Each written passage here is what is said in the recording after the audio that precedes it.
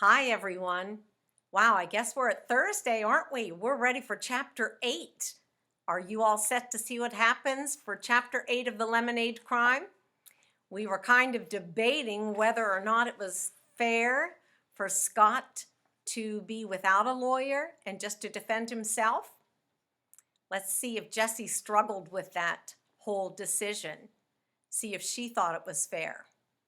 Are you all set? Here we go with chapter 8. And this chapter is called Defense. Defense, the argument presented in a court of law to prove the innocence of the accused. The act of protecting your goal against the opposing team. It wasn't hot enough to sweat, but Evan was sweating. Two wide rivers ran down the sides of his face, and every time he spun, he could feel droplets flying off the tips of his hair.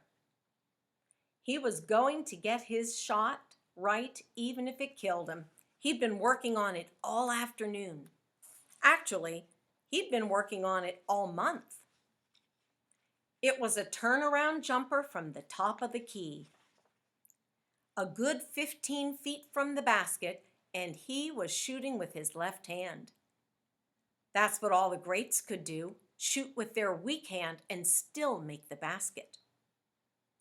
Evan's dad used to say to him, "Work from your weak side and no one will be able to defend against you." Evan turned his back to the basket and planted his feet on the painted lines of the driveway. He dribbled once, dribbled twice, dribbled 3 times, then, like a rocket shooting off its launching pad, he sprang into the air and pivoted his whole body around. Even as his body was falling back to the ground, he got off the shot, falling away from the basket as the ball sailed toward the pole and missed. Sometimes he made it, sometimes he didn't. About 1 time out of every 10, he made the shot. Evan wanted to flip that around so that only 1 time out of every 10 he missed. It was a killer shot. If he had that kind of shot in his pocket, he could beat anyone on the court. Dribble once, dribble twice, dribble 3 times. "Hey, Evan!"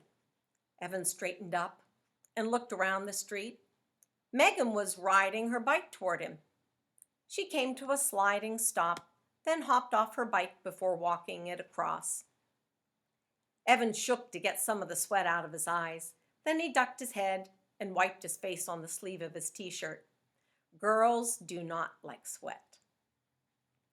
"I thought you had a dentist appointment," he said, as she pushed her bike onto the driveway. "It was short, just a checkup," she said. "Is Jessie still in there?" Megan nodded her head in the direction of the house. "Yeah, still getting ready for the big day." Evan was dreading the trial. Every 4th grader was going to be there, on the playground after school tomorrow. And what if Jessie couldn't prove that Scott Spencer was guilty? She wasn't a real lawyer. And could Evan really count on his friends?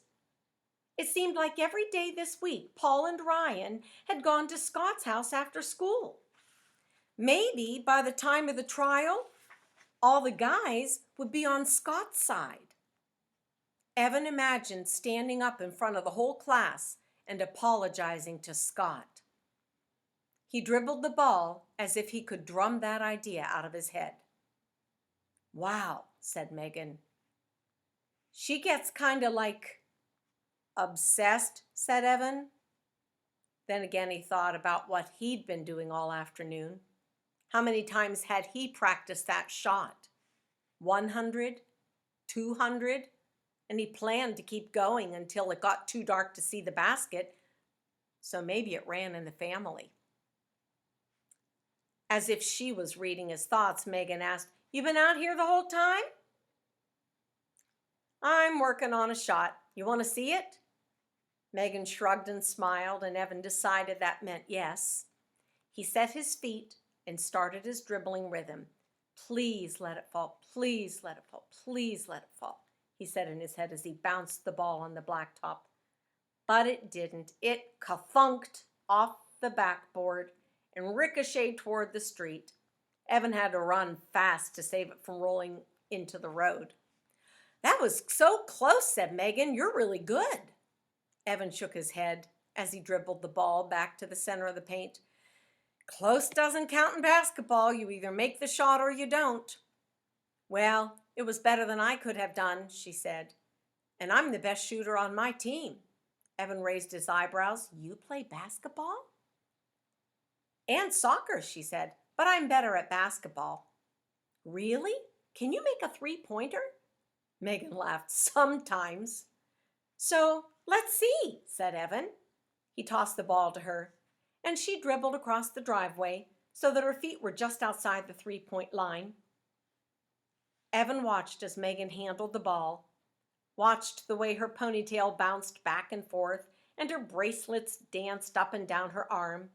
"Okay, here goes," she said. "Don't hold your breath, though." She lifted the ball over her head, then sent it sailing through the air like water shooting out of a garden hose, and it landed right in the basket. "Awesome," said Evan. He scooped up the bouncing ball and made an easy layup. "You want to shoot some? We could play horse, or one-on-one if—" Evan thought about defending against a girl, and his stomach turned over on itself. How did you defend against someone without ever touching them? "Can't," said Megan, looking down the road. "I'm going over to someone's house." "Whose?" asked Evan, bouncing the ball back and forth between his legs. He was a pretty good shooter, but he was a great ball handler. When he made it to the pros, he'd probably be a point guard. Sure, they didn't get all the glory, but point guards ruled the court. Megan waved her hand up the street, but didn't say a name as she strapped on her bike helmet. Evan stopped dribbling. "Whose house?" Megan kicked the pedal on her bike so that it spun backwards, the gears making a whirring sound, like insects on a summer's night. "Scott's. He said I could try out his 2020. An elbow to the face. That's how her words felt. Evan squeezed the ball between his hands. "Are you like best friends now?" Megan gave him a look. "You don't have to be best friends to go to someone's house." "Yeah, well, it sure looks like everyone is suddenly Scott's best friend." It seemed as if the 2020 was all anyone talked about anymore. Scott was always the center of attention, and now Megan was going over there too. Evan scooped up the basketball and threw it hard against the garage door. It made a loud, angry, rattling sound as it hit. He threw it again. "All any of you care about is that stupid 2020. Suddenly, Evan realized that Scott didn't need a lawyer. He already had the best defense in town, the 2020.